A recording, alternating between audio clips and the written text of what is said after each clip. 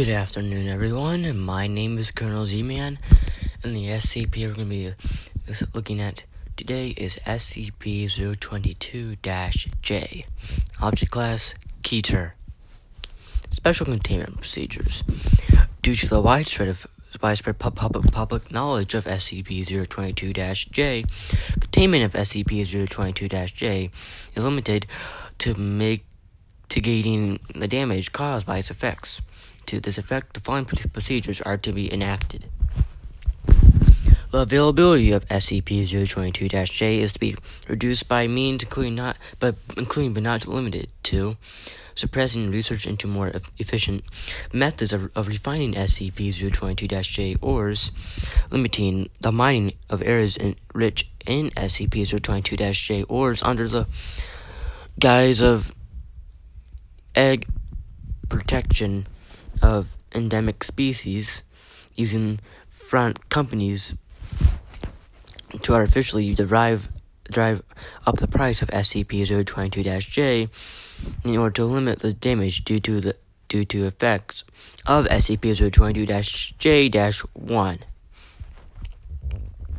Suppressing public awareness of SCP-022-J physical properties to prevent SCP-022-J-2 effects from manifesting. To this effect, media containing counterfactual information with regard to the physical properties and proper uses of SCP-022-J are to be produced and propagated.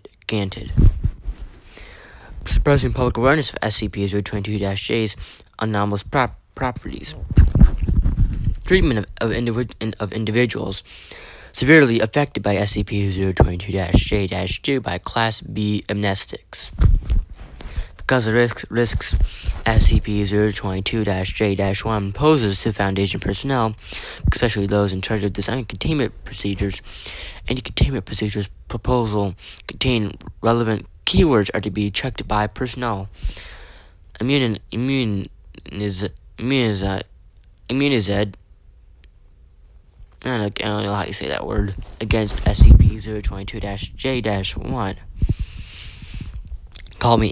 Calming agents of choice: chocolate, beer, diazepam, Xanax, cannabis, are to be available to such personnel to mitigate the effects of SCP-022-J-2.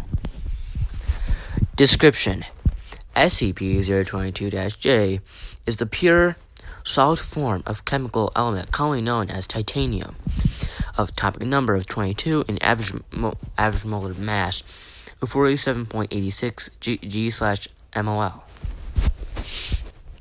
In its active state, SCP-022-J appears as a shiny, hard solid of density approximately 4.5 g/ccm, a melting point of approximately 1940 K. SCP-022-J behaves as a paramagnetic metal in most aspects and possesses a tensile strength in roughly 434 MPa, remarkable for its low density. SCP-022-J is an info hazard. Knowledge about it causes the manifestation of two distinct sets of symptoms. Designated SCP-022-J-1 and SCP-022-J-2. SCP-022-J-1 initially manifests when an individual with no prior knowledge is exposed to incomplete or erroneous information about SCP-022-J's physical properties and its recommended usage. Individuals under the effects of SCP-022-J-1 will gradually begin to assert the superiority of SCP-022-J as a structural material and recommended or attempt to enforce its use as such whenever possible, even in cases where this has a significant negative effect on functionality. Common terms used by affected individuals with reference to SCP-022-J-1 include strongest metal in the world, super tough, super metal, refined impenetrable metal, and the He-Man of materials. In the cases where this behavior induces a performance failure or deficiency, an infected individual will refuse to acknowledge SCP-022-J's role in the incident, inventing increasingly bizarre alternative explanation. SCP-022-J-2 manifests when an individual is exposed to accurate information about SCP-022-J's physical properties and correct recommended usage guidelines. Individuals are affected by SCP-022-1 show considerable resistance to SCP-022-J-2. Subjects affected by SCP-022-J-2 display signs of anger and mental distress at mentions of pure titanium or its usage, to point of becoming physically violent. This is especially marked when the triggers are usually vectors of SCP-022-J-1, such as media containing examples of inappropriate uses of SCP-022-J. Treatment with Class B amnestics have been shown to... No, frick this. There's no SCP-022-J-2. There's nothing wrong with me. Anyone reasonable would freak out when seeing the 50th SCP proposal calling for a 5-foot thick titanium walls. You'd have punched him too. I'll give him titanium and their darned faces with a titanium...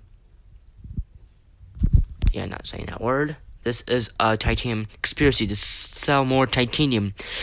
Whatever frick they make of titanium, I will show them who's... Yeah, I wonder who wrote this file. Addendum 022-J-1. Incident 022-J-1. Forward.